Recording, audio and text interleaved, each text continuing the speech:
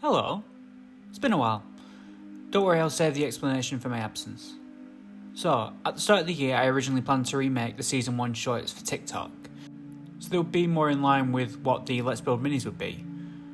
So, naturally, I scrapped the idea when I remembered I didn't organise the footage and stills to remake them, something I actually kept on top of during Season 2. So, to hopefully bridge the gap for next year's videos, I thought I'd revisit the idea as a compilation, with newly edited shorts with new voiceovers. Of course, if anyone wants to see how any of these things got made, there is a link to the Season 1 playlist in the description below. Now, sit back, zone out, and enjoy the compilation.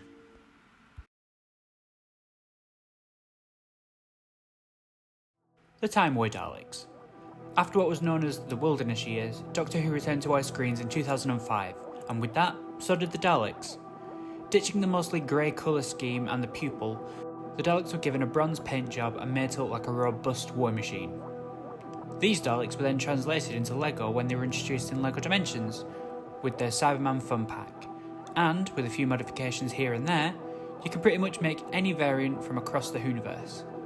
If the BBC and LEGO could make some Doctor Who sets, that would be great.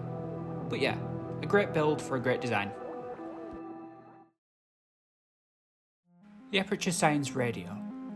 First seen all the way back in 2007 with the first Portal game, this little radio is a nice little thing to have on hand as you go through the test chambers, by either helping ease the tension with a nice little rendition of Still Alive, or by helping uncover some hidden secrets.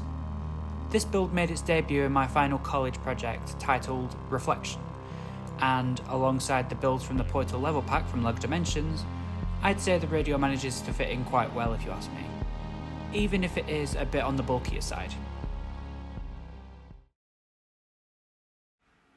Double Tap.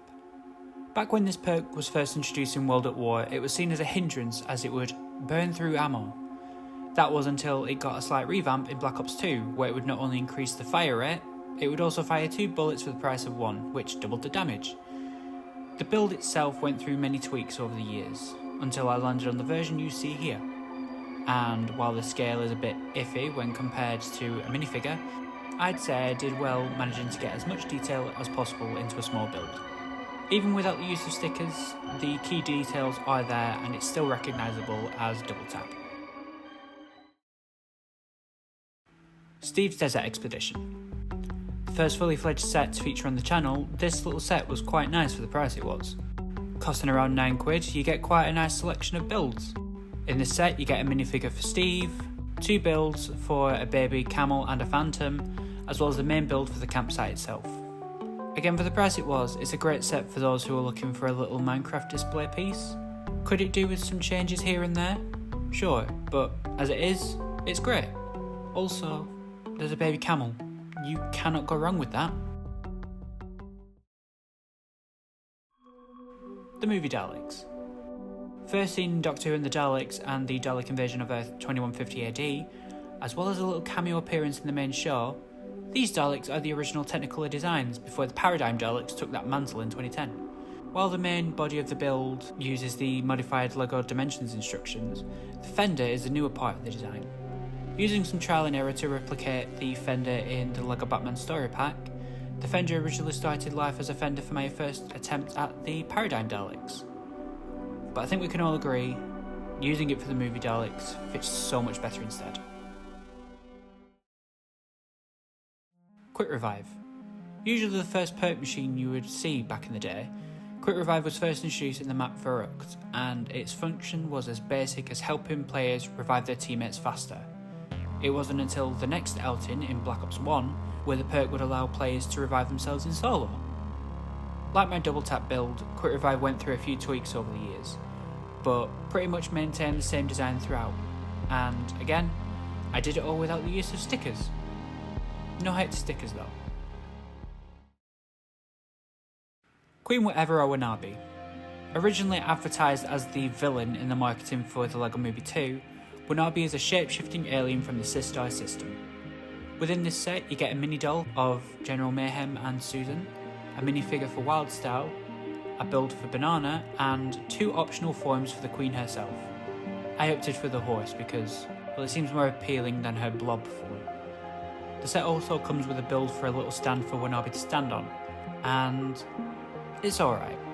Obviously this set was mainly aimed at kids, but I feel this set could have had a bit more to it.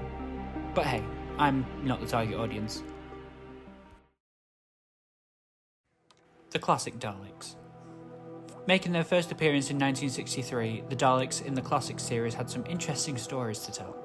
From chasing the Doctor through time, engaging in the Civil War, invading Earth, and exploring the very origins of the Daleks themselves. Over the years, the Daleks themselves would undergo many tweaks and changes to the design, some of which having some cracking colour schemes.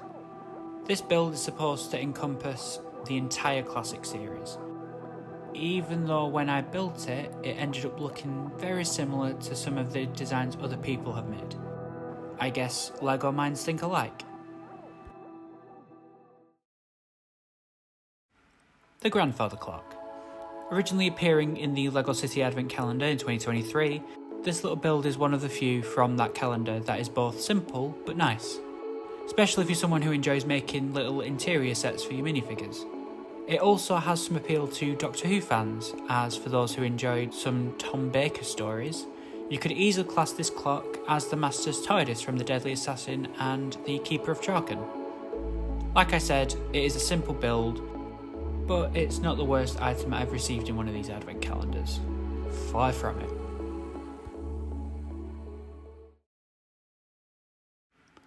Juggernog. Another one of these zombies essentials. Like the others, this perk originated in World at War on the map Vrut, and back then, Juggernog's main purpose was to just increase the player's health, so it meant the screen wouldn't get as red so quickly. Unlike the other perks I've built, this one has actually had the most changes, originally being much wider than it is now. Can I say it's completely accurate to the model in-game?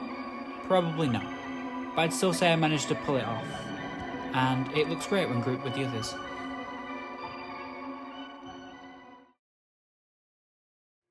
The Space Mech. Coming from LEGO City's Space range, the Space Mech is one of the few posable builds I've ever owned, and let me tell you, it ain't half finicky trying to stand it up. In this set you get a radiation suit astronaut, a build for a little mining robot and a crystal ore deposit, and obviously a build for the mech itself. Now, before you mention the lack of stickers, I have coordination issues, so stickers are hard to put on, but it looks nice without them. Also, I can't be the only Doctor Who fan that saw the mining robot and thought of Gadget. Right? Just me? Okay.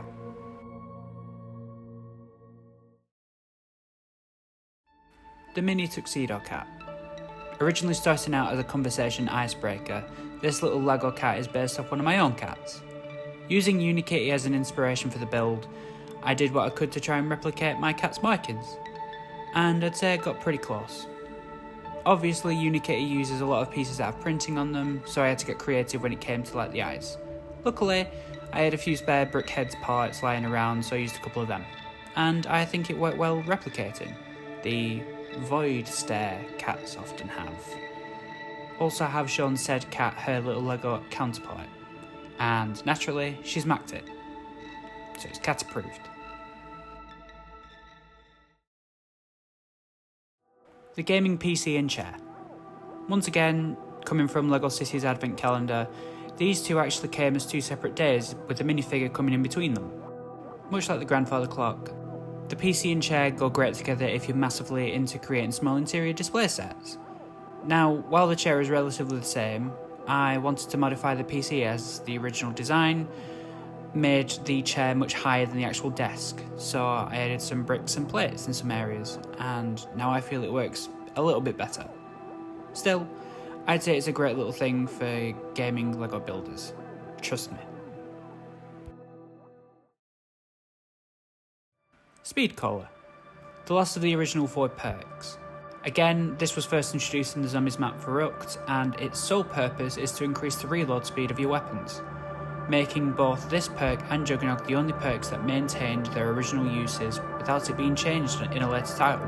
Well, at least not until the Dark Ether, but that's for another time. So, the build itself went through minimal alterations, as the only changes that the design went through was the addition of the rounded edges on top. Is that how it looks in game? Not really, but the build looked really weird without it, so it stays. The Paradigm Daleks. Introduced in Victory of the Daleks and then dumped in Asylum of the Daleks, these Daleks were originally supposed to be the replacement to the Bronze Daleks. However, because of the fan backlash, they went from being the prominent design to being changed to an officer class, only to then be scrapped altogether. As for the build itself, it builds off the technique I used for the classic Daleks by adding a couple more layers to its core.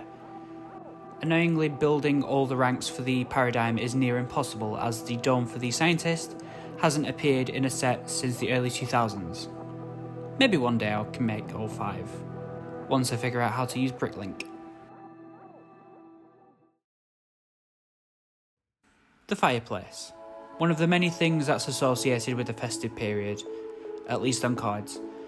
The Fireplace was another one of the builds that came out of the LEGO City Advent Calendar. And believe it or not, I'm a sucker for a fireplace. I'm not sure why. Maybe it's the warmth that's associated with it, I don't know. Now, back when I was making a LEGO display for Christmas, I tried to use the fireplace to make it feel a bit more homely, but because of its size, it didn't quite work. So I did what I would normally do, which is take most of it apart, throw some new parts into it, and make it bigger. Am I now saying my new one is better? Not at all. I personally think both fireplaces are nice builds. Just kind of depends on what vibe you're after.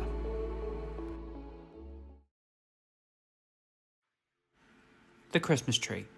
The final thing to come from the LEGO City Advent Calendar from the previous year, this has to be my favourite version of the Christmas tree I've had. It looks bushy and full, at least as bushy as LEGO can get it to look at this scale. As for the presents, they're made up from different techniques I've learned from other Advent calendars I've owned over the years, with my own attempts at making a bow on top of one of them. If it isn't obvious already, I really like this design for the tree, and if I'm honest, it will probably be my go-to design if I ever want to make another little display piece for Christmas. To me, it really catches that Christmas vibe, hands down.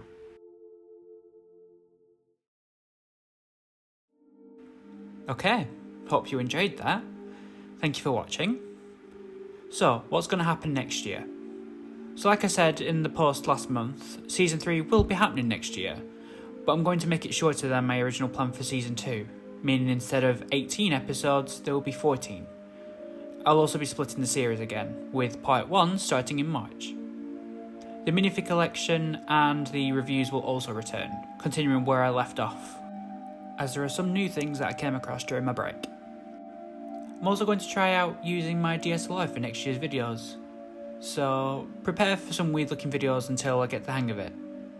So, with this being the final video of the year, I wish you all a Merry Christmas and a Happy New Year.